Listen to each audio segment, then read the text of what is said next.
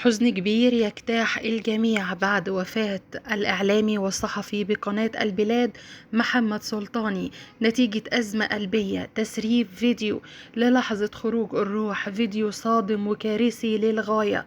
وسبب الوفاة وهو إيه اللي حصل له في اللحظات الأخيرة وآخر ظهور ليه.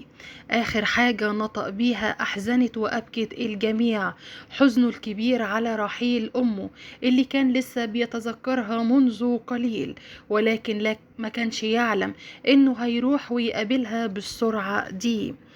توفي منذ قليل الإعلامي والصحفي بقناة البلاد محمد سلطاني نتيجة أزمة قلبية مفاجأة اتنقل على إثرها للمستشفى، وقد لفظ أنفاسه الأخيرة.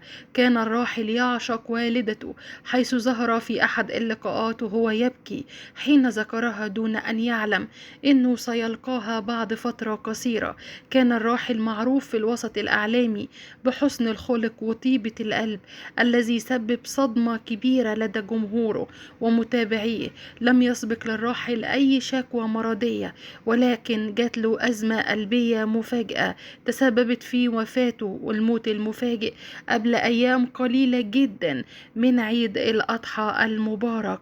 طبعا آخر حاجة نطق بيها قبل وفاته كان بيحكي عن المدارس الجزائرية وإنها هي مستقبل البلاد بأكملها.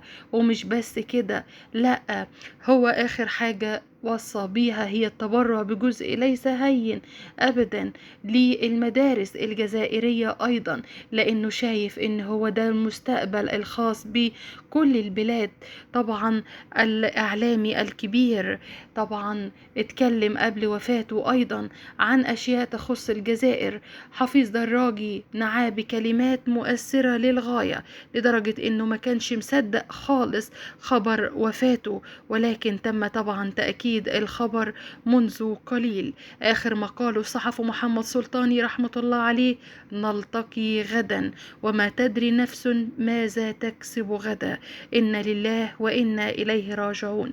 تعزينا الخاصة لعائلة الصحفي محمد سلطاني، لله ما أعطى ولله ما أخذ. أزمة قلبية للصحفي العامل بقناة البلاد، ربي يرحمه ويغفر له بإذن الله.